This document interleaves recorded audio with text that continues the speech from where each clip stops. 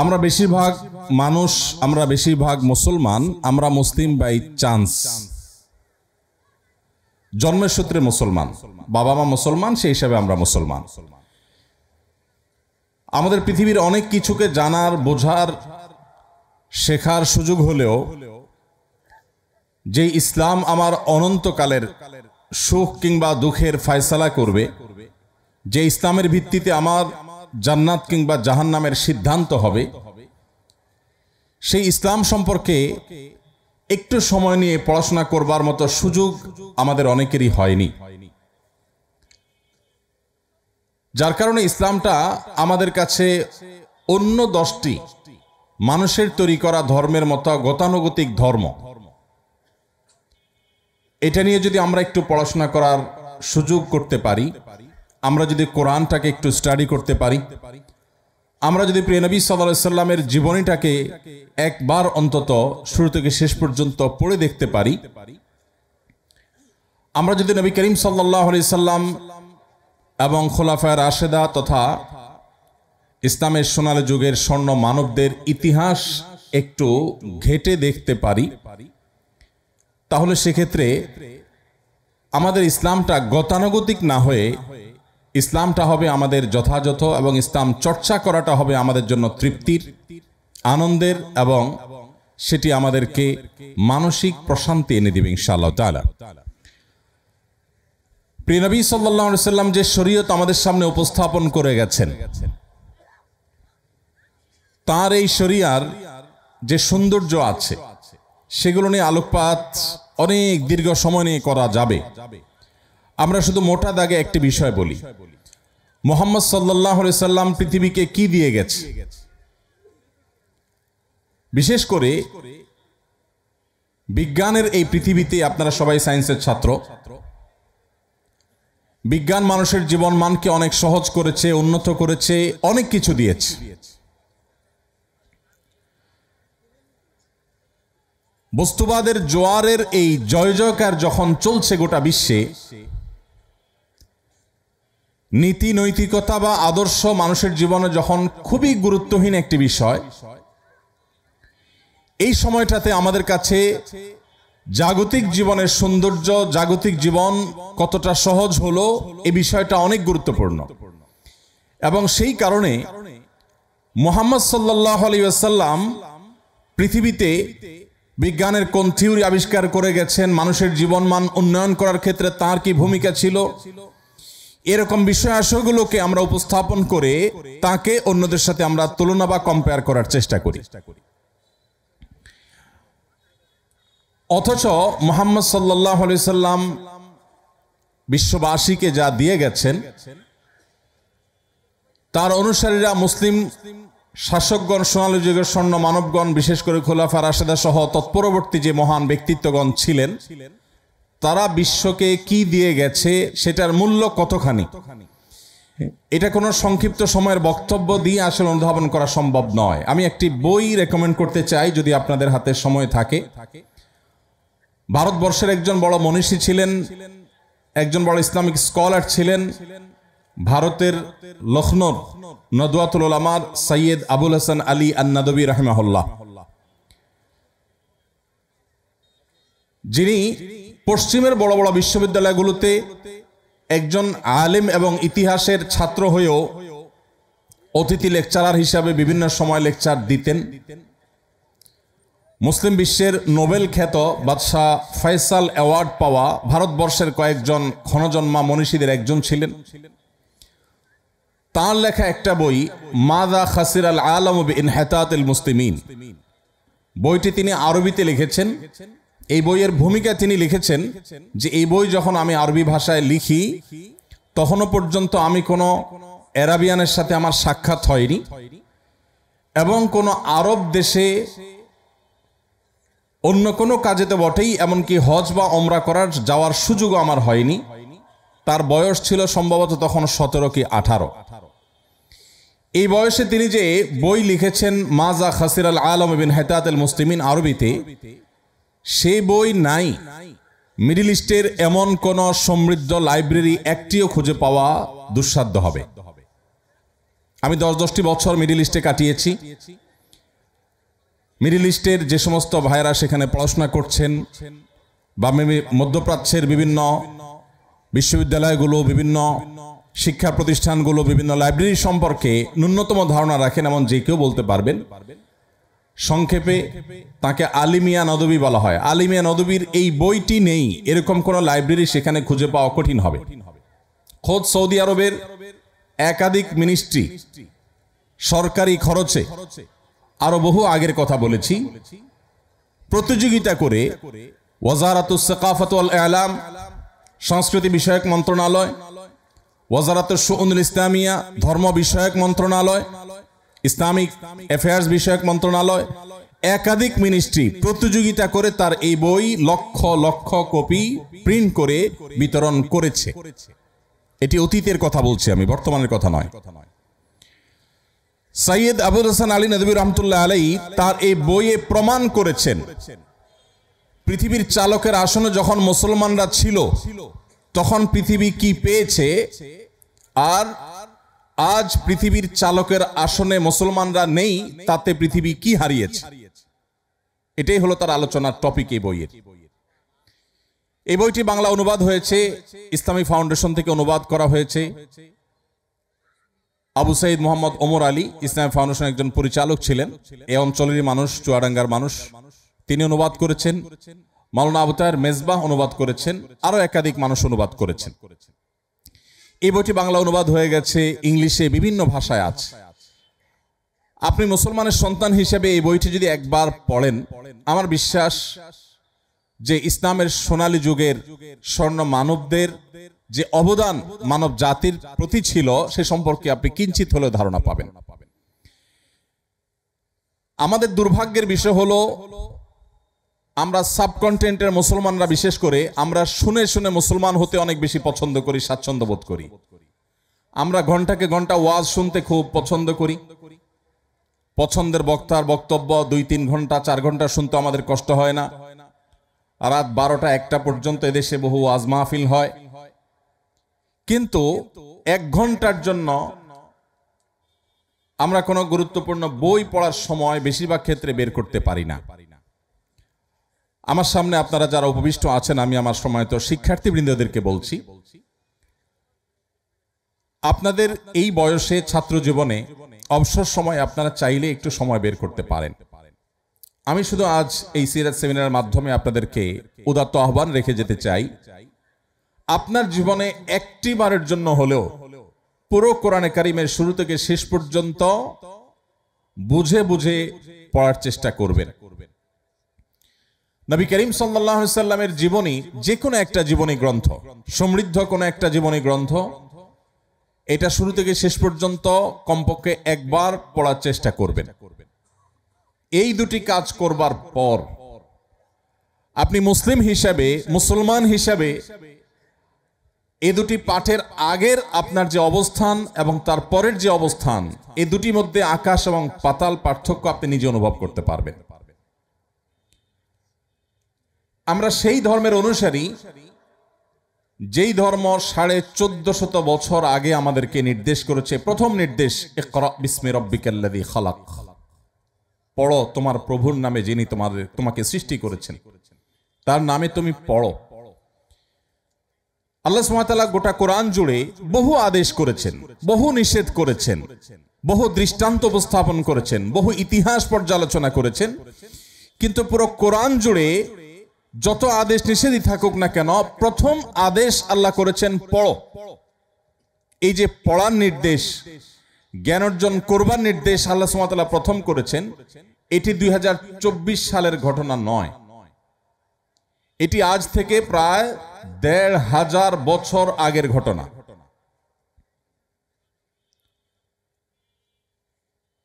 1500 বছর আগের পৃথিবী যদি আমরা একটু কল্পনা করি, তাহলে আমাদের স্মৃতিপটে কি ভাসতে পারে? আমরা আমাদের দেশের প্রেক্ষাপটে যদি বলি, সময়ত শিক্ষকবৃন্দ বা যারা সিনিয়র আছেন, 40 বা 50 প্লাস যাদের এজ হয়ে গেছে, তারা বলতে পারবেন যে আমাদের এই দেশেও 20-30 বছর আগেও গ্রামাঞ্চলে অনেক মানুষ ছিল, ছেলে মেয়েদেরকে বলতো এত পড়ালেখা করে কি হবে, খেতে যায় কাজ করো। এখন এমন একটা সময় এসেছে, একজন খেটে খাওয়া দিনমজুর ভাই তিনিও তার ছেলে মেয়েকে জ্ঞান অর্জন করাবার, পড়ালেখা করাবার গুরুত্ব তিনি বুঝেন। এই যদি হয় 20, 30 বা 40 বছর আগের বাংলাদেশের কথা, তাহলে 1500 বছর আগের পৃথিবীর অবস্থা কেমন ছিল?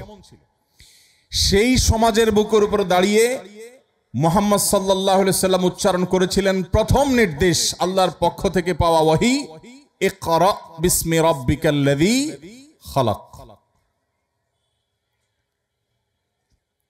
আজ পৃথিবীর এই চাকচিক্য দেখে যে সমস্ত মুসলিম ভাইয়েরা আমার ইসলাম নিয়ে হীনম্মন্যতায় ভুগছেন,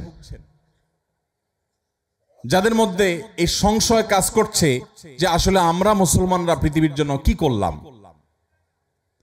ইউরোপিয়ানরা আমাদেরকে সব দিয়েছে, পশ্চিমারা আমাদেরকে জীবনমানকে উন্নত করেছে, তাদের গবেষণা, তাদের থিওরি, তাদের জ্ঞান বিজ্ঞান, তাদের টেকনোলজি, তাদের শিল্প, এসব কিছু দ্বারা আমরা উপকৃত হচ্ছি। অ্যাজ এ মুসলিম আমার পূর্বপুরুষরা পৃথিবীকে কি দিয়ে গেছে, এটা নিয়ে দীর্ঘ আলোচনা করবার সুযোগ নেই। আমি শুধুমাত্র রেকমেন্ড করলাম, যদি সুযোগ থাকে, মুসলমানদের পতনে বিশ্ব কি হারালো বইটির অনুবাদ, আর আরবি নাম, মূল বইয়ের নাম হলো মাজা খাসিরাল আলো বিন হায়াতাতুল মুসলিমিন। বিভিন্ন ভাষায় অনুবাদ হয়েছে, বাংলায় একাধিক পণ্ডিত ব্যক্তি অনুবাদ করেছেন।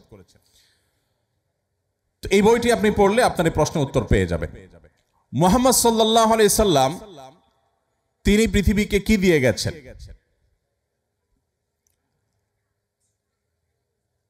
নবী করিম সাল্লাল্লাহু আলাইহি ওয়াসাল্লাম যে শরিয়া আমাদের সামনে রেখে গেছেন, তার যে জীবন দর্শন, আল্লাহর পক্ষ থেকে পাওয়া ওহীর ভিত্তিতে যে জীবন দর্শন, এটা যিনি রেখে গেছেন, এর মাধ্যমে মানবতাকে মর্যাদার সর্বোচ্চ আসনে তিনি আসীন করে গেছেন। কিভাবে? আপনারা জানেন, নবী করিম সাল্লাল্লাহু আলাইহি সাল্লামের আবির্ভাবের পূর্বে তখনকার আরবে, তখনকার মধ্যপ্রাচ্যে মানুষ মানুষের দাস ছিল। মানুষ নিজের হাতে প্রতিমা তৈরি করে তাকে পুজো করত, মানুষ বিভিন্ন পাথরকে পুজো করত, মানুষ বিবস্ত্র হয়ে পবিত্র কাবা ঘরের চারপাশে প্রদক্ষিণ করাকে ইবাদত মনে করত। হেন কোনো কুসংস্কার নাই যে তখনকার মধ্যপ্রাচ্যে, আরবে, মক্কার মানুষদের মধ্যে, মুশরিকদের মধ্যে ছিল না। নবী করিম সাল্লাল্লাহু আলাইহি সাল্লাম এসে মানুষকে আহ্বান করলেন, ইয়া আইয়ুহান নাস, হে বিশ্ববাসী, হে মানব সম্প্রদায়, কুলু লা ইলাহা ইল্লাল্লাহ তুফলিহু, তোমরা একত্ববাদের সাক্ষ্য দাও। মানুষের সৃষ্টিকর্তা আল্লাহ ছাড়া মানুষের এই ললাট, মানুষের এই কপাল, মানুষের এই শির কারোর সামনে অবনত হতে পারে না। এটা মানবতার সবচেয়ে বড় অপমান, মানবতার সবচেয়ে বড় অসম্মান, যে মানুষ কোন মানুষের, মানুষ কোন গাছের, মানুষ চন্দ্রের, মানুষ সূর্যের, মানুষ কোন সৃষ্টির সামনে তার মাথাকে নত করবে, এটা মানবতার জন্য অপমান। মানবতার এই শির শুধুই তার রব, তার সৃষ্টিকর্তার সামনেই অবনত হবে, আর কারোর সামনে নয়। মানব জাতিকে সম্মান এবং মর্যাদার এই জায়গাটিতে মুহাম্মদ সাল্লাল্লাহু আলাইহি সাল্লাম রেখে গেছেন মানুষকে। তিনি শুধুমাত্র মানুষকে এই তাওহীদের দাওয়াত দিয়ে ক্ষান্ত হয়েছেন তা নয়, তার এই দাওয়াতকে তিনি অত্যন্ত বলিষ্ঠভাবে, অত্যন্ত শক্তিশালীভাবে স্টাবলিশড করে গেছেন অত্যন্ত স্বল্পতম সময়। বন্ধুরা, আমাদের প্রিয় নবী সাল্লাল্লাহু আলাইহি সাল্লাম কত বছর বেঁচে ছিলেন? 63 বছর। মক্কায় তিনি কত বছর ছিলেন? 53 বছর। নবুয়তের পর 13 বছর, আর মোট 53 বছর। আর মদিনায় তিনি কত বছর বেঁচে ছিলেন? 10 বছর, মোট 63 বছর। তার এই 63 বছরের জীবনে আপনি একটি বছরও খুঁজে পাবেন না, একটি বছরও খুঁজে পাবেন না যেই বছর তিনি নিশ্চিন্তে আরামে শান্তিপূর্ণভাবে অতিবাহিত করতে পেরেছেন তার ওই বছরটাকে, এরকম একটি বছর আপনি খুঁজে পাবেন না। পৃথিবীতে আসার আগে থেকেই বিপদ মাথায় নিয়ে এসেছেন। পৃথিবীর আলো দেখবার আগেই মাতৃগর্ভে থাকা অবস্থাতেই বাবাকে হারিয়েছেন। পৃথিবীর আলো দেখার পরপরই নিজের মমতাময়ী মাকেও হারিয়েছেন। এই যে শুরু হলো বিপদ, মাতৃগর্ভে থাকতেই বিপদ, সেই বিপদ তার জীবনের শেষ মুহূর্ত পর্যন্ত কাটেনি। মক্কায় মুশরিকরা তাকে বছর তো দূরের কথা, একটি রাত নিশ্চিন্তে ঘুমোতে দেয়নি। তার উপরে আগ্রাসন চাপিয়েছে, জুলুম চাপিয়েছে, শারীরিকভাবে হেনস্থা করেছে, মানসিকভাবে হেনস্থা করেছে। যারা তার কথা শুনেছে তাদের প্রতি অবরোধ আরোপ করেছে, 3 বছরের অবরোধ। সেই অবরোধ কি আজকের পৃথিবীতে যে অবরোধ চলছে এরকম কোন অবরোধ না। সে অবরোধ ছিল অত্যন্ত ভয়ঙ্কর অবরোধ। সে অবরোধ আজকের জেলখানার মতো নয়। সে অবরোধে মক্কার সমস্ত মুশরিকেরা মুহাম্মদ সাল্লাল্লাহু আলাইহি সাল্লামের প্রতি ঈমান আনা সামান্য সংখ্যায় গোনা যাবে কয়েকজন মানুষ, তাদের সাথে এমন ভাবে অবরোধ করেছে যে কেউ তাদের সাথে কোনো কথাবার্তা বলবে না, কেউ কোনো কেনাবেচা করবে না, কেউ কোনো লেনদেন করবে না, কেউ কোনো বিবাহ শাদী করবে না। 1450-1500 বছর আগের যে পৃথিবী ছিল, তখনকার যে সমাজ ব্যবস্থা ছিল, সেই সমাজে 50-60 জন বা 100 জন মানুষকে যদি গোটা সমাজের সমস্ত মানুষ এইভাবে বয়কট করে, তার বেঁচে থাকা অলমোস্ট অসম্ভব প্রায়। আজকের পৃথিবীতে এরকম অনেক অবরোধকে ডিঙ্গিয়েও মানুষ টিকে থাকতে পারে, কিন্তু তখনকার বাস্তবতায় মানুষ মানুষের উপরে এতটা নির্ভরশীল ছিল যে টিকে থাকাটা দায় ছিল। নবী করিম সাল্লাল্লাহু আলাইহি সাল্লাম সেই সময় পার করেছেন।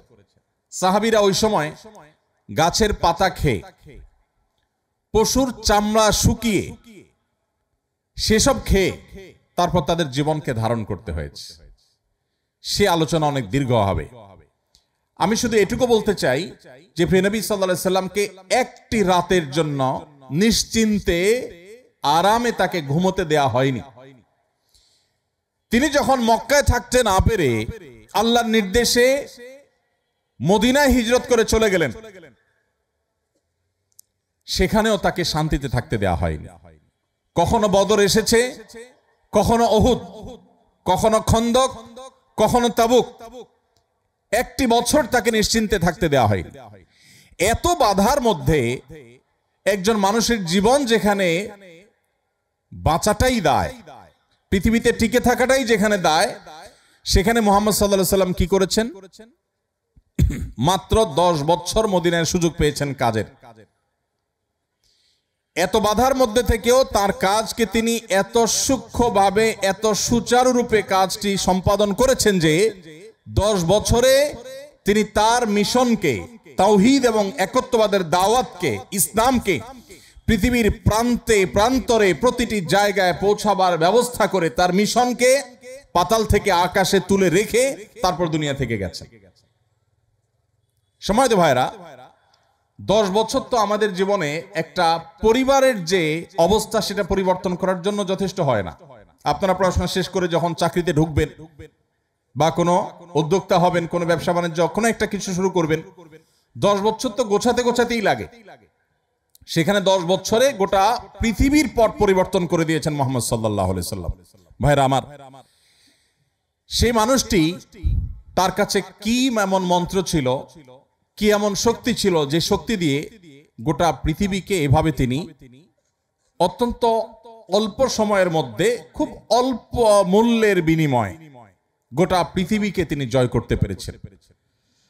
আজ আমরা নামধারী মুসলমান বা মুসলমান নাম ব্যবহার করি, মুহাম্মদ সাল্লাল্লাহু আলাইহি সাল্লামের উম্মত হিসেবে নিজেদেরকে দাবি করি, অথচ মুহাম্মদ সাল্লাল্লাহু আলাইহি সাল্লামের আদর্শ সম্পর্কে মৌলিক ধারণা পর্যন্ত আমাদের অনেকের নেই। আমরা হয়তো মুসলমান হিসাবে ইসলামের সেই সুমহান আদর্শ, তার মূল্য, তার মর্যাদা, তার মাহাত্ম্য এটা পৃথিবীতে তুলে ধরতে পারছি না, কিন্তু মুহাম্মদ সাল্লাল্লাহু আলাইহি সাল্লাম খুব অল্প সময়ে সেটা অত্যন্ত সুচারুরূপে সম্পাদন করেছেন। তার যে অবদানগুলো ছিল, তার যে শরিয়া, সেই শরিয়ার সবচেয়ে সুন্দর দিকটা হলো যে তিনি মানুষকে আল্লাহ রাব্বুল আলামিনের দাসত্বের প্রতি আহ্বান করেছেন। মানুষ শুধু গোলামি করবে কার? আল্লাহর। আল্লাহ ছাড়া অন্য কারোর যদি কেউ গোলামি করে, দাসত্ব করে, এটাকে মানবতার জন্য সবচেয়ে বড় অপমান হিসেবে উল্লেখ করা হয়েছে। এখন আপনি বলবেন যে আমরা যারা মুসলমান তারা তো আল্লাহর গোলামি করি, আমাদের একটা জায়গায় খুঁটি বাঁধা আছে, হালাল হারাম মেনে চলতে হয়, আল্লাহর আদেশ মেনে চলতে হয়, এটা করা যাবে না, ওইটা ধরা যাবে না, ওইটা বলা যাবে না, হাজারটা বাইন্ডিংস আছে। কিন্তু আমরা আমাদের যে সমস্ত বন্ধুদেরকে দেখি তারা মুক্তমনা, পশ্চিমা পৃথিবীর যে সমস্ত মানুষজনকে দেখি তারা কোনো ধর্মীয় বাইন্ডিংস এর মধ্যে নাই, তারা তো আমাদের চাইতে আরো বেশি স্বাধীন। আমরা কোনো সৃষ্টির দাসত্ব করি না, শুধু আল্লাহর দাসত্ব করি। তারা তো আল্লাহরও দাসত্ব করে না, সৃষ্টিরও করে না, তাহলে তো আমাদের চাইতে আরো বেশি তারা স্বাধীন হয়ে গেল। আসলে কি তাই? নবী করিম সাল্লাল্লাহু আলাইহি ওয়াসাল্লামের বিভিন্ন হাদিস যদি আপনি পাঠ করেন, আপনি দেখবেন তিনি মানুষকে দুই ভাগে ভাগ করেছেন। আল্লাহর দাসত্ব করে, আরেক শ্রেণী মানুষ নিজের প্রবৃত্তির দাসত্ব করে। পৃথিবীতে দাস ছাড়া কেউ নেই, সবাই দাসত্ব করে। কিছু মানুষ নিজের সৃষ্টিকর্তার দাসত্ব করে, আর কিছু মানুষ নিজের অজান্তে নিজের নফস বা প্রবৃত্তির দাসত্ব করে। যিনি বলছেন আমি আল্লাহ তাআলার আনুগত্য কেন, কারোর কথা শুনি না, আমার মনে যা চায় তা করি, তিনি তার মনের গোলামি করেন এবং তার মন তাকে যখন যেদিকে যখন ঘুরায় তখন সে সেদিকে ঘুরে। আল্লাহ রাব্বুল আলামিনের গোলামি যারা করেন তাদের এই দাসত্ব, এটা তাদের মনে কখনো সংকীর্ণতা তৈরি করে না। সাধারণত দাসত্ব তো অনেক বড় কথা, কেউ কারোর অধীনে থাকতে মানুষ খুব বেশি স্বাচ্ছন্দ্য বোধ করে না। সৃষ্টিগতভাবে মানুষ চায় যে নিজের মতো চলতে, কারোর খবরদারি, কারোর কর্তৃত্বের অধীনে থাকা মানুষের কাছে কখনোই ভালো লাগে না। কিন্তু আল্লাহ রাব্বুল আলামিনের দাসত্ব, এটা যদি কেউ প্রকৃত অর্থে অবলম্বন করে থাকে, এটার এক্সারসাইজ যদি কেউ করে, এটার চর্চা যদি কেউ করে, তাহলে এই লোক আল্লাহর দাসত্ব করেও মানসিক যে প্রশান্তি এবং সুখ অনুভব করে, পৃথিবীর তথাকথিত মুক্তমনা, কোন ধর্মের অনুসরণ ছাড়া, সৃষ্টিকর্তার বিশ্বাস থেকে মুক্ত থেকে পৃথিবীতে মানুষ কখনো এতটা মানসিক সুখ বা শান্তি পেতে পারে না। আপনি নিজে আল্লাহ রাব্বুল আলামিনের দাসত্ব যদি কিছু কাল করে দেখেন, ফার্সি ভাষায় একজন কবি বলেছেন, সালেহাতু সঙ্গে বুদিল খারাস আজমুদে এক জামানা খাকে বাস। বহুকাল তো আপনি পাথর হয়েছিলেন, মনে যা চেয়েছে তা করে বহুকাল বেরিয়েছেন, কিছু কালের জন্য পরীক্ষা করে হলেও একটু মাটি হয়ে দেখুন, আল্লাহ সুবহানাহু ওয়া তাআলার গোলামি এবং দাসত্বকে অবলম্বন করে দেখুন। আল্লাহর শপথ করে বলছি, আপনি আল্লাহর সামনে আপনার মাথাকে যখন অবনত করে আপনি তাসবিহ নিবেদন করবেন, আল্লাহর পবিত্রতা জ্ঞাপন করবেন, আপনার যে কোনো বিপদে, যে কোনো কষ্টে যখন দুহাত তুলে চোখের পানি ছেড়ে দিয়ে আল্লাহর কাছে আপনার মনের কথাগুলো তুলে ধরবেন, আপনি হালকা অনুভব করবেন। কোন মানুষের কাছে যদি আপনি যে নিজের চাওয়ার কথা বলেন, কোন মানুষের কাছে যদি আপনি কোনো কিছু বলেন, হাত পাতেন, তো মানসিকভাবে আপনার কষ্ট হবে, আপনার দুঃখ হবে, অপমান বোধ হবে, লাঞ্ছনা অনুভব হবে যে আমি অমুকের কাছে ছোট হয়েছি। কিন্তু আপনি আপনার সৃষ্টিকর্তাকে যদি কখনো সেজদা নিবেদন করে থাকেন, আপনি যদি কখনো আল্লাহর শানে সেজদা দিয়ে তার পবিত্রতা জ্ঞাপন করেন, পুরো অস্তিত্বকে যদি আপনি বিলীন করে দিয়ে থাকেন, আপনার এই জীবনে সবচেয়ে সুখে কাটা মুহূর্তগুলোর মধ্যে একটি অনুভব করবেন সেই পবিত্র সিজদাকে। ভাইরা আমার, এখানে অলৌকিক, অদৃশ্য এবং অবর্ণনীয় এক সুখ আল্লাহ সুবহানাহু ওয়া তাআলা রেখেছেন শুধু আল্লাহর গোলামি এবং দাসত্বের মধ্যে, যেটা মানুষ খেয়াল খুশি মতো চলে তার জীবনে কখনো অর্জন করতে পারে না। পৃথিবীর যে সমস্ত দেশে বা যে সমস্ত অঞ্চলের মানুষ নিজেদেরকে অনেক বেশি স্বাধীন মনে করে, আল্লাহ সুবহানাহু ওয়া তাআলার দাসত্বের শৃঙ্খল থেকে যারা তাদেরকে মুক্ত মনে করেন, সেই মানুষগুলোর এনভায়রনমেন্ট, তাদের পরিবেশ, তাদের প্রকৃতি আমাদের চাইতে অনেক সুন্দর। আপনারা যারা গিয়েছেন তারা বলতে পারবেন, ইউরোপের সে সমস্ত দেশগুলো, পশ্চিমা পৃথিবীর সে সমস্ত জায়গাগুলো মনে হবে ছবির মতো। গোটা দেশ লেক আর রং বেরঙের গাছে পরিপূর্ণ, মনে হবে যে সেই জান্নাতের যে বিবরণ শুনেছি দুনিয়াতে তার একটা নমুনা, যেন এত চমৎকার প্রকৃতি। অর্থনৈতিকভাবে সে রাষ্ট্র, সে সমাজ এতটা বলিষ্ঠ যে তাদের অভাব বলতে কিচ্ছু নেই। তাদের অবকাঠামো এত সুন্দর, এত চমৎকার যে কোনো রাস্তাঘাট, কোনো কালভার্ট, কোনো বিল্ডিং, কোনো স্থাপনা, কোনো জায়গায় আপনি ত্রুটি খুঁজে পাবেন না, খুঁত খুঁজে পাবেন না। যেদিকে চোখ যাবে শুধু নিখুঁত আর নিখুঁত দেখতে পাবেন। এত ডিসিপ্লিন, এত শৃঙ্খলা, মুগ্ধ হওয়ার মতো সব কিছু সেখানে আছে। এবং প্রতি বছর একবার করে বিশ্বের সুখী দেশের তালিকা হয়, সে তালিকায় তারা শীর্ষে থাকে। 1, 2, 3, 4, 5, 6 সব তাদের দখলে থাকে, সবচেয়ে সুখী দেশ। ইন্টারেস্টিং বিষয় হলো, সবচেয়ে সুন্দর অবকাঠামো, সবচেয়ে সুন্দর প্রকৃতি, সবচাইতে অর্থনৈতিকভাবে বলিষ্ঠ দেশ, অপরাধ প্রবণতার সবচেয়ে কম, সবচেয়ে ডিসিপ্লিন এবং সুশৃঙ্খলার দেশ, এমনকি সুখী দেশের তালিকায় শীর্ষে থাকা দেশগুলো, সেগুলোতে আপনি যদি খোঁজ খবর নেন, একটু গুগল করে দেখেন, আপনি দেখবেন আত্মহত্যার প্রবণতা পৃথিবীর সবচাইতে বেশি। অথচ আফ্রিকাতে আপনি মুসলিমদের দেখবেন মাসকে মাস খাবার পাচ্ছে না। তাদের দেশের মাটির নিচে থাকা খনিজ সম্পদ পৃথিবীর মোড়ল দেশগুলো লুণ্ঠন করছে শান্তি রক্ষার নামে, যেটা ওপেন সিক্রেট, আপনারা সবাই জানেন।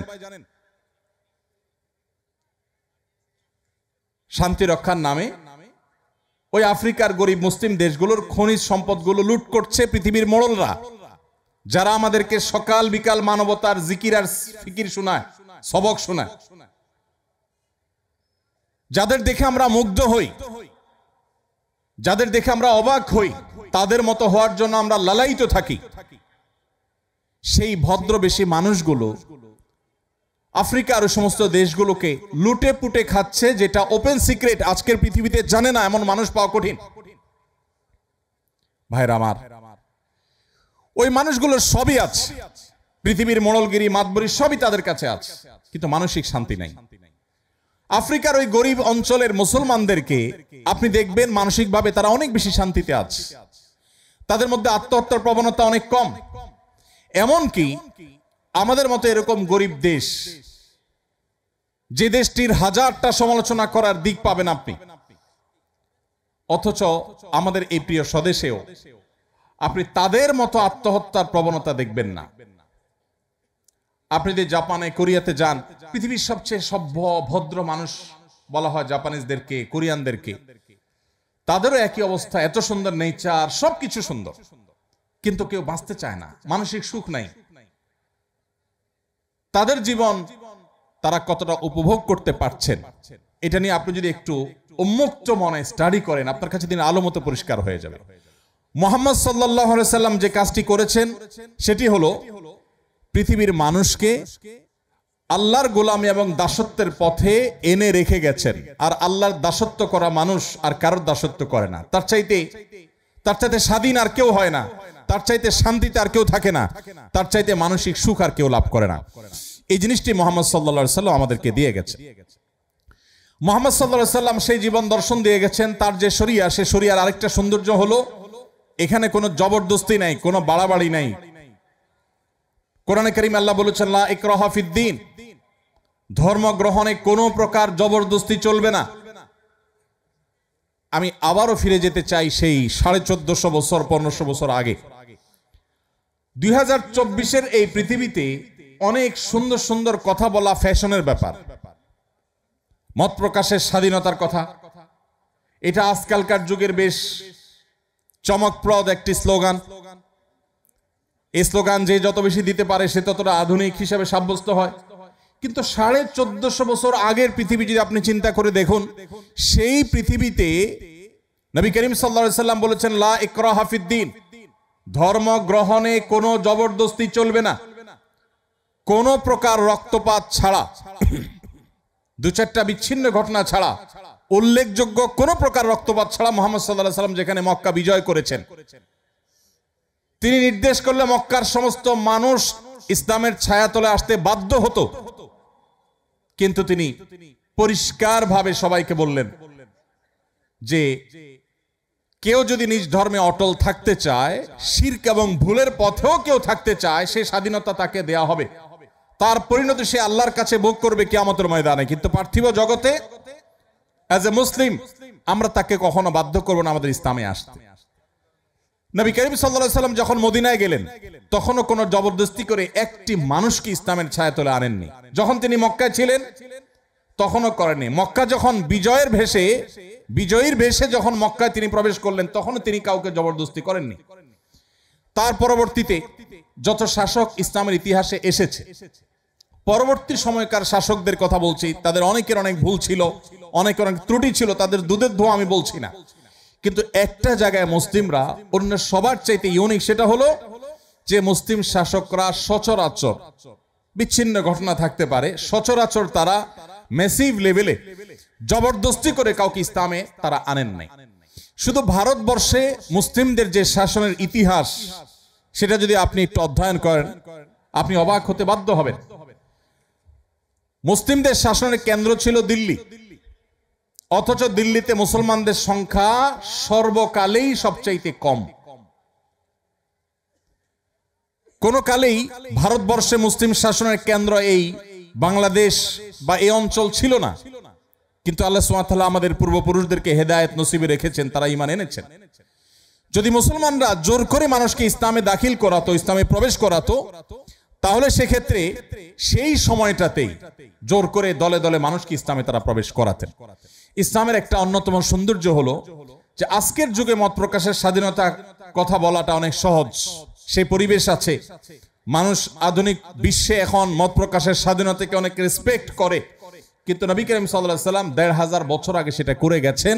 প্রত্যেকটা মানুষকে ধর্ম গ্রহণের ক্ষেত্রে পরিপূর্ণ স্বাধীনতা দিয়েছেন এবং কোনো প্রকার জবরদস্তি কারোর উপরে কখনো তিনি আরোপ করেননি। নবী করিম সাল্লাল্লাহু আলাইহি সাল্লামের যে শরিয়া তিনি রেখে গেছেন, এই শরিয়ার আরেকটি সৌন্দর্য হলো আমাদের সমাজে আপনি দেখবেন ইসলামী শরিয়ার কথা বলা হলে এক শ্রেণীর মানুষ এটাকে অত্যন্ত বর্বর, অত্যন্ত কষ্টের, অত্যন্ত কঠোর এরকম একটা চিত্র দেওয়ার চেষ্টা করে, এরকম একটা রূপ দেওয়ার চেষ্টা করে যে ইসলাম মানে অনেক জটিল, অনেক কঠিন, মেয়েরা বাহির হইতে পারবে না, পড়ালেখা করতে পারবে না, কোনো কথা বলা যাবে না, ধরা ছোঁয়া যাবে না, এরকম একটা ব্যাপার সবার মনে হয়। অথচ আমরা অনেকে জানি না ইসলামী শরিয়ায় ব্যক্তিগত কোনো অপরাধ শরিয়ার বিচারে কোরআন এবং সুন্নাহর আলোকে যেগুলো অপরাধ, যেগুলো পাপের কাজ, গুনাহের কাজ, অন্যায় কাজ, এগুলো যদি ব্যক্তিগত পর্যায়ের হয় ইসলামী শরিয়ার দণ্ডবিধিতে সেগুলোর জন্য কোনো শাস্তির কথাই বলা হয়নি। যেমন ধরা যাক কেউ একজন মিউজিক্যাল ইনস্ট্রুমেন্ট ব্যবহার করে গান করছেন বা গান শুনছেন, যদি তিনি কারো ডিস্টার্বের কারণ না হয় তার এই অপরাধের জন্য ইসলামী হুদুদ বা দণ্ডবিধিতে কোনো হদ বা কোনো শাস্তির কথা, সুনির্দিষ্ট কোনো শাস্তির কথা শরীয়ত বলে দেয়নি। অবস্থা পর্যবেক্ষণ করে কোনো পরিবেশে কোনো পরিস্থিতিতে যদি নিয়ন্ত্রণহীন হয় বা প্রয়োজন হয় তাহলে সেক্ষেত্রে তখনকার যারা বিচারক থাকবেন, তখনকার যে বিচার ব্যবস্থা থাকবে, ইসলামী শরিয়া এটা তাদের উপরে ছেড়ে দিয়েছে, বাট কোনো ফিক্স শাস্তির কথা শরীয়ত বলে নাই। কেউ যদি ইসলামের সবচেয়ে গুরুত্বপূর্ণ বিধান নামাজও না পড়ে, অনেক ইমামদের মতো সে ইসলাম থেকে খারিজ হয়ে যায়, কিন্তু ইসলামী শরিয়ার দণ্ডবিধিতে নামাজ পড়ে নাই এই জন্য তাকে এত বেত্রাঘাত করতে হবে, এতদিন জেল দিতে হবে, অমুক দণ্ড দিতে হবে, এরকম কোনো কথা বলে নাই। এভাবে একজন মানুষ মুসলিম হয়েও যদি অনেক অপরাধে লিপ্ত হয়, যেই অপরাধটার ক্ষতি ওই ব্যক্তির উপরেই শুধুমাত্র বর্তাবে, সমাজের উপরে বর্তাবে না, শরীয়ত ওইটার জন্য কোনো শাস্তির বিধানের কথা পরিষ্কার করে নির্দিষ্ট করে বলেইনি। এর বিপরীতে যদি এমন কোন অপরাধ কেউ করে যেই অপরাধটা সমাজকে ক্ষতিগ্রস্ত করতে পারে, কেউ চুরি করলো, কেউ ডাকাতি করলো, ছিনতাই করলো, ধর্ষণ করলো, এমন কোন অপরাধ করলো যেই অপরাধের প্রবণতা সমাজে বৃদ্ধি হয়ে সমাজকে রুগ্ন করে দিতে পারে, সেটার ব্যাপারে ইসলাম কঠোর শাস্তির কথা বলেছে। তাহলে ইসলামী শরিয়া মানে যে ভীতিকর একটা বিষয়, এটাকে নানাভাবে পশ্চিমারা আমাদের সামনে তুলে ধরেছে, আমরা সেটাকে গিলছি গোগ্রাসে। আমাদের দেশের এক শ্রেণী মিডিয়া ইসলামকে, ইসলামী শরিয়াকে আসামের কাঠগড়ায় রেখে এমন ভাবে আমাদের সামনে চিত্রায়িত করেছে মনে হয় ইসলামী শরিয়া মানে বিরাট ভয়ঙ্কর কিছু। অথচ এখানে ব্যক্তিগতভাবে আপনি ইসলাম লঙ্ঘন করলেও ইসলাম তার জন্য কোনো, ইসলামের দণ্ডবিধিতে কোনো দণ্ডের, সুনির্দিষ্ট দণ্ডের কথা বলে না, কোনো হদের কথা বলেনি। একটি সমাজে মানুষ স্বাধীনতা যতটুকু ভোগ করার সুযোগ পেতে পারে তার সবটুকু ইসলাম রেখেছে। যখনই মানুষের কোনো স্বাধীনতা সমাজকে ক্ষতিগ্রস্ত করবে, অন্যদের মধ্যে সেটা প্রভাবিত হবে, তখন ইসলাম সেখানে ইন্টারফেয়ার করেছে এবং সেখানে দণ্ডবিধির কথা বলেছে। মুহাম্মদ সাল্লাল্লাহু আলাইহি সাল্লাম যে শরীয়ত আমাদেরকে দিয়ে গেছেন, এই শরীয়ত এতটা অগ্রসর, আজ পৃথিবী শিল্প বিপ্লবের পর নানাভাবে পৃথিবীর পরিবেশকে নষ্ট করেছে। পশ্চিমাদের কাছে এখন সবচাইতে মুখরোচক স্লোগানের নাম হলো পরিবেশ রক্ষা। পৃথিবীর সবচেয়ে বেশি বাজেট আজকের পৃথিবীতে পরিবেশের জন্য। পশ্চিমা দেশগুলোতে গেলে আপনি দেখবেন রাস্তার ধারে ধারে তারা সাইকেল চালানোর জন্য আলাদা লেন করে রেখেছে, বিশাল বড় লেন করে, লেন খালি ফেলে রেখেছে। কেন? মানুষ গাড়ি ছেড়ে যেন সাইকেল ধরে, যেন পরিবেশ একটু রক্ষা পায়। পরিবেশ রক্ষার জন্য এখন বহু চিৎকার চেঁচামাচি, বহু আহাজারি, বহু কান্নাকাটি আপনি শুনতে পাচ্ছেন। আর এই সময়টাতে বৃক্ষরোপণ করা, পরিবেশের ভারসাম্য রক্ষা করার জন্য নানান ওয়াজ, নসিহত, লেকচার, সেমিনার, সিম্পোজিয়াম, বক্তব্য, গবেষণা আপনি দেখতে পাচ্ছেন। এটা কখন পৃথিবীর মানুষ আঁচ করেছে? যখন পৃথিবী অপরিকল্পিত তথাকথিত আধুনিকায়নের নামে পৃথিবীর তার স্বকীয়তা হারিয়েছে। কলকারখানা, কালো ধোঁয়া, এরকম শিল্পোন্নয়নের নামে পৃথিবীর পরিবেশকে যখন ধ্বংস করা হয়ে গেছে, এখন পৃথিবীর মানুষ নড়ে চড়ে বসেছে, না আমাদের এই ভারসাম্য ঠিক রাখতে হবে, আর না হলে আমরা বাঁচবো না, পৃথিবী বাঁচবে না।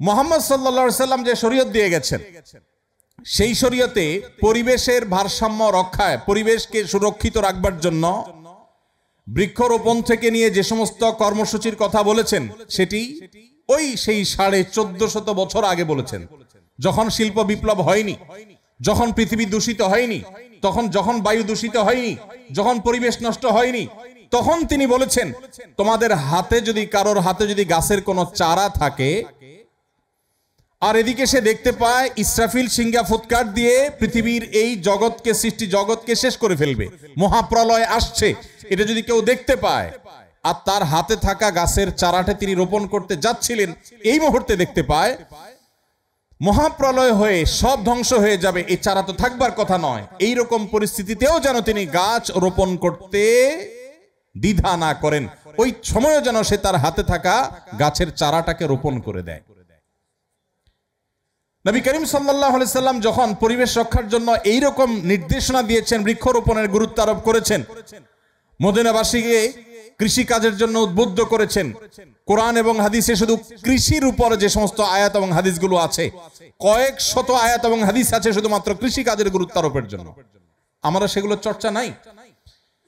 তখন পৃথিবী আজকের মতো এরকম পরিবেশের ভারসাম্য হারায়নি, তখন পৃথিবীকে এভাবে নষ্ট করা হয়নি, পৃথিবীর পরিবেশ খারাপ হয়নি। সেই সময় নবী করিম সাল্লাল্লাহু আলাইহি সাল্লাম যে সলিউশন দিয়ে গেছেন, এখন বিশ্ববাসী সেটার গুরুত্ব অনুভব করছে। ভাইরা আমার, পৃথিবীর সকল সভ্যতায় মানুষ হত্যা করা অপরাধ, সকল সভ্যতায়, সকল সমাজে মানুষ হত্যা করাকে অপরাধ মনে করা হয়। মুহাম্মদ সাল্লাল্লাহু আলাইহি সাল্লাম যে শরীয়ত দিয়েছেন, সেখানে মানুষ হত্যা করা তো বটেই, কোন মানুষকে হত্যার জন্য অথবা হত্যার উদ্দেশ্য ছাড়া দুষ্টমি করেও যদি কেউ ভয় দেখায়, অনেক সময় বন্ধু বান্ধব একে অন্যকে দুষ্টামি করে ছুরি ধরেন, ভয় দেখান, কোন অস্ত্র দিয়ে ভয় দেখান, নবী করিম সাল্লাল্লাহু আলাইহি সাল্লাম কঠোরভাবে সেটাও করতে নিষেধ করেছেন। কারণ সব মানুষের হার্ট একরকম হবে না, অনেক দুর্বল চিত্তের মানুষ আছে, অনেকে সেখান থেকে অসুস্থ হতে পারে, অনেকে দুর্ঘটনার শিকার হতে পারে। মানুষ হত্যা তো অনেক পরের কথা, মানুষ হত্যার প্রচেষ্টাও তো অনেক পরের কথা। দুষ্টমি করে বা কোনোভাবে কাউকে ভীতি প্রদর্শন করা পর্যন্ত ইসলামে নিষেধ করা হয়েছে। ভাইরা আমার, সারা বিশ্বের সমস্ত সভ্যতায় কোন নারীকে উত্ত্যক্ত করা, শারীরিক বা মানসিক ভাবে তাকে হ্যারাসমেন্ট করা, এটা অপরাধ সব সমাজে। ইসলাম তার চাইতে আরো এক ধাপ এগিয়ে। মুহাম্মদ সাল্লাল্লাহু আলাইহি সাল্লাম যে জীবন দর্শন আমাদেরকে দিয়ে গেছেন, সেখানে কোন নারীকে আপনি মুখে অশোভন উক্তি করে তাকে লাঞ্ছিত করা, তাকে হেনস্থা করা, শারীরিকভাবে মানসিকভাবে তাকে হেনস্থা করা, এগুলো তো অপরাধ বটেই। ইসলাম আরো এক ধাপ এগিয়ে বলছে, কোন নারীর সৌন্দর্য অবলোকন করে মনে মনে তুমি যদি তাকে রেপ করো, মনে মনে যদি তাকে নিয়ে তুমি বাজে নোংরা চিন্তা করো, জঘন্য কল্পনা করো, ধর্ষণ করো, তাহলে সেটাও অপরাধের খাতায় গণ্য হবে। পৃথিবী যেটাকে অপরাধ মনে করে না, একজন নারী তার সৌন্দর্য দেখে মনে মনে আপনি বাজে চিন্তা করলেন, মনে মনে খারাপ চিন্তা করলেন, আপনি কল্পনা এবং জল্পনার জগতে আপনি তাকে ধর্ষণ করলেন।